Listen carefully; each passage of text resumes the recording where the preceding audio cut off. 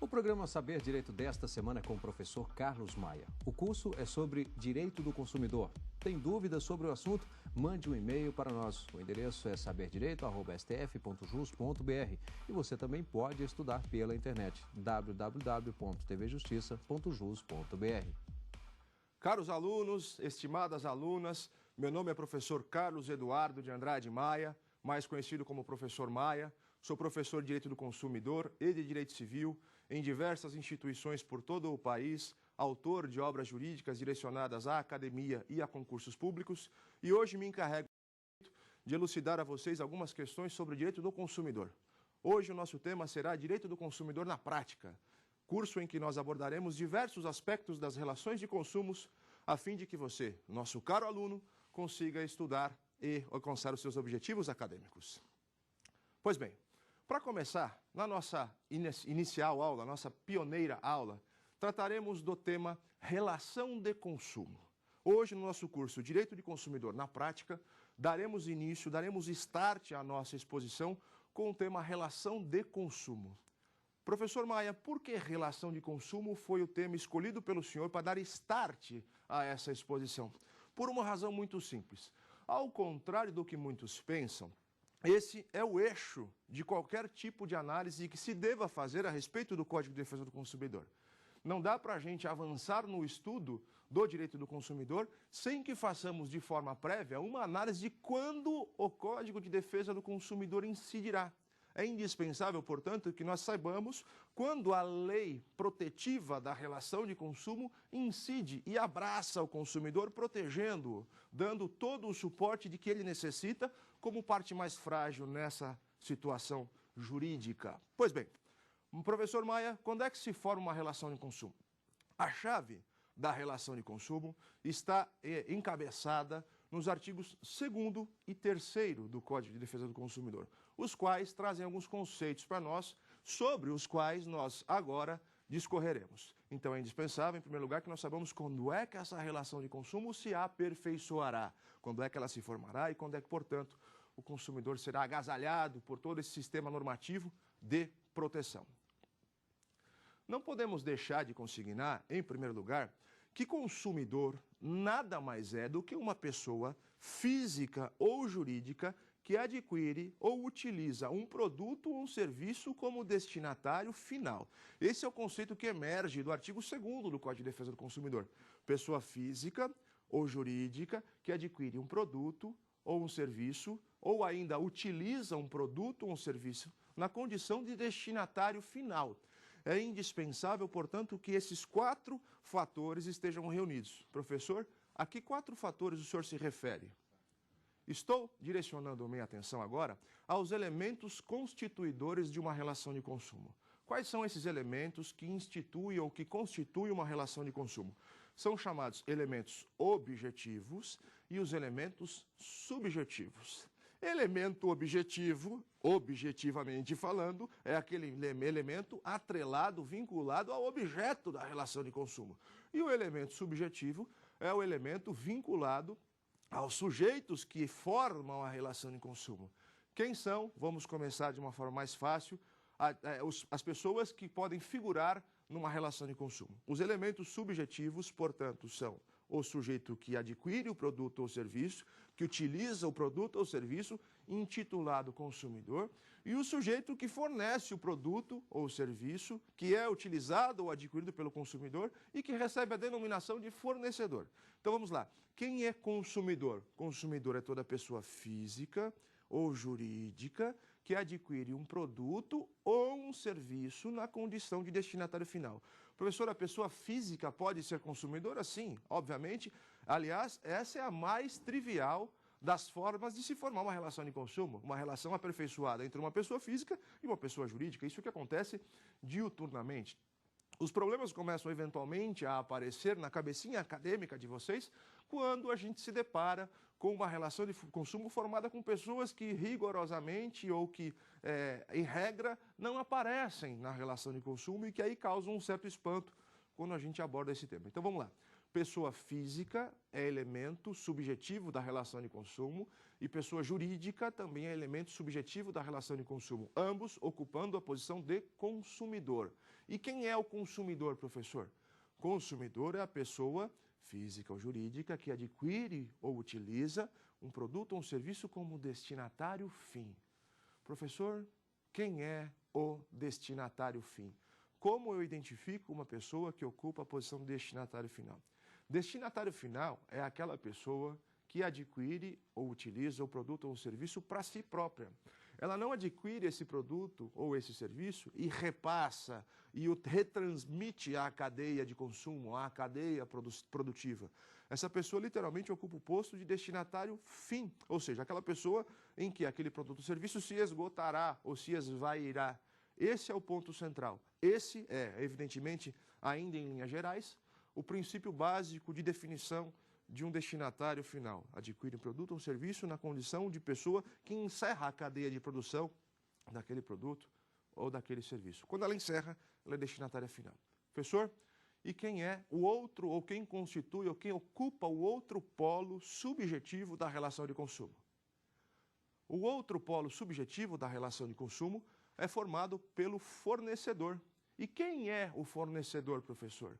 É toda pessoa física ou jurídica, pública ou privada, nacional ou estrangeira, bem como os entes despersonalizados que fornecem o produto ou o serviço adquirido pelo consumidor. Física ou jurídica, pública ou privada, nacional ou estrangeira e os entes despersonalizados que fornecem o produto ou o serviço adquirido pelo consumidor. Não precisa anotar, eu vou repetir isso insistentes vezes e logo falo isso com mais vagar para que você tome nota de tudo isso. Por hora, preste atenção aqui nas minhas explicações para que você consiga avançar de uma forma coordenada nos seus estudos. Pois bem, quem é o fornecedor então, professor? O fornecedor pode ser a pessoa física. Professor, a pessoa física pode figurar como fornecedor?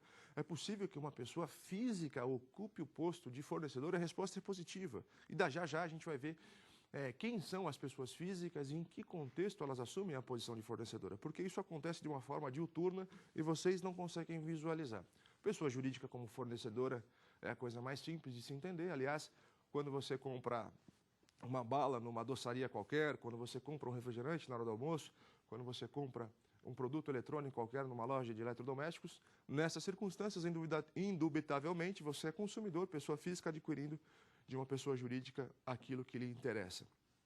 Pública ou privada? As pessoas jurídicas de direito público também estão submissas às normas de consumo. Também devem obedecer à relação de consumo. Também devem obrigatoriamente aplicar em suas relações as normas de proteção que emergem do Código de Defesa do Consumidor, e não há como se esquivar disso. O sistema de proteção ao consumidor é uma norma ampla, que atinge a toda a coletividade. Por quê? Porque a lei foi criada justamente com o foco de equilibrar as relações que pioneiramente, que indistintamente nascem desequilibradas. E é por isso que já vou mencionar um detalhe importante a respeito do consumidor como parte vulnerável nessa relação. Pois bem, física ou jurídica, pública ou privada, nacional ou estrangeira, não importa se estabelecida no Brasil ou fora do nosso limite territorial, a empresa que negocia com um brasileiro, que ocupa a posição de consumidor, é sim submissa às nossas regras, e bem como os chamados entes despersonalizados. Professor Maia, quem são os entes despersonalizados? Um exemplo claro de ente despersonalizado, aquele que carece de personalidade jurídica própria, é a massa falida, com a qual nós podemos sim fazer ou firmar uma relação de consumo sem absolutamente nenhum problema. Basta que saibamos quando isso acontece, basta que saibamos quando isso ocorrerá, e aí a gente consegue identificar os problemas que eventualmente possam surgir dessa relação. Então, pessoa física ou jurídica como consumidor, pessoa física ou jurídica, pública ou privada, nacional ou estrangeira, ocupando a posição de fornecedor, assim como os chamados entes despersonalizados. Estes são os elementos subjetivos de uma relação de consumo e já analisaremos a fundo cada um deles. Professor Maia, quais são os elementos objetivos de uma relação de consumo? Do que a relação de consumo tratará? Quais são os objetos que integram a relação de consumo? Vejamos o que esses elementos significam. Os elementos objetivos da relação de consumo nada mais são do que o produto ou o serviço que o consumidor adquirirá. Elementos objetivos de uma relação de consumo são o produto ou o serviço que o consumidor adquirirá ou utilizará. Professor, qual é o conceito de produto? O que eu preciso saber a respeito de produto? Entendam no olhar ou sob o olhar do Código de Defesa do Consumidor que produto é qualquer coisa passível de aquisição, seja tangível, ou seja, material, palpável ou não, seja, portanto, bem material ou imaterial. O que eu quero dizer com isso é o seguinte, professor, é possível adquirir, formando-se, aperfeiçoando-se uma relação de consumo, um bem imaterial? Querem ver um exemplo simples?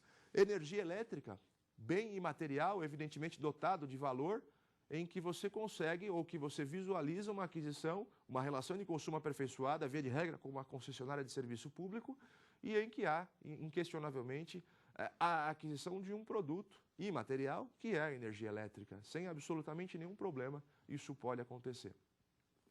Professor, e o serviço? Serviço é toda e qualquer atividade, entendam o serviço como atividade, tentem generalizar esse tema para que fique mais fácil. Qualquer atividade prestada ou colocada no mercado de consumo. Você, nossa aluna, que se desloca a um salão de cabeleireiro para fazer algum tipo de tratamento capilar, que vai fazer as unhas, que vai fazer uma depilação num centro estético, você, nosso amigo, que vai fazer um alinhamento, um balanceamento no seu veículo, tudo e qualquer serviço prestado no mercado pode ser intitulado como relação de consumo, ou qual pode configurar a relação de consumo. Professor Maia, então quando é que a relação de consumo, finalizando todo esse cenário, se aperfeiçoará? A relação de consumo formar-se-á quando estiverem presentes todos, coloquem isso em mente, todos os elementos objetivos e subjetivos para que isso seja possível. Se faltar qualquer um dos elementos subjetivos ou objetivos, não haverá relação de consumo. Professor Maia, então nós temos um problema a resolver? Sim, nós temos um problema a resolver. Porque há muitos casos em que uma pessoa adquire um produto ou um serviço e, em tese, teria ocupado a posição de consumidor, de destinatário fim, ou seja, adquiriu para utilizar como destinatário final, mas na outra ponta da cadeia não há alguém que forneça um produto ou um serviço como a lei exige que seja feito. E aí a gente tem um problema, porque a relação de consumo não se forma. Professor, o que o senhor quer dizer com isso? Vamos começar então a analisar isso de uma forma um pouco mais pormenorizada, para que você, nosso aluno, compreenda essa nossa primeira aula, que é a base de todos os nossos próximos encontros, em que a gente vai estudar alguns temas específicos e chegar a algumas questões práticas que, evidentemente, repercutem não só na esfera acadêmica, na esfera dos concursos, mas também na vida cotidiana de cada um de vocês. Pois bem, professor, quem é consumidor pessoa física? É a pessoa que adquire um produto ou um serviço como destinatário final. Se você vai a uma loja e compra um celular, um aparelho de telefone móvel, e vai utilizá-lo para fazer ligações, para acessar a internet, enfim, sem dúvida nenhuma você ocupa a posição de destinatário final. Professor, então eu sou consumidor? Sim. Aplica a relação de consumo? Depende. Depende porque nós precisamos enquadrar a outra parte na posição de fornecedor, para que aí sim a relação de consumo se forme. Não basta que haja alguém se adequando ao conceito de consumidor para que a relação de consumo se forme. Não basta isso. É necessário que haja alguém na outra extremidade assumindo a posição de fornecedor, de fornecer, de colocar em circulação um produto ou um serviço de modo habitual e com finalidade econômica. Isso é importante que fique claro, finalidade lucrativa. Pois bem, então avancemos para quem é consumidor, pessoa física que adquire um produto ou um serviço como destinatário final. Você aí que já comprou alguma coisa nesses sites de compra coletiva, esses sites que hoje estão em alta, aí, que aparecem diuturnamente, hoje em dia você é atingido quase que uma vez a cada segundo por um monte de e-mails promocionais de sites que vinculam esse ou aquele produto ou serviço, ou que fornecem, melhor dizendo, que disponibilizam em suas páginas na internet, essa ou aquela aquisição, por meio de parcerias que são feitas com outros entes, que são, na verdade, aqueles prestadores definitivos desse serviço. Sempre que você se submete, que adquire um produto desse, você ocupa a posição de consumidor? Me parece que sim. Veja,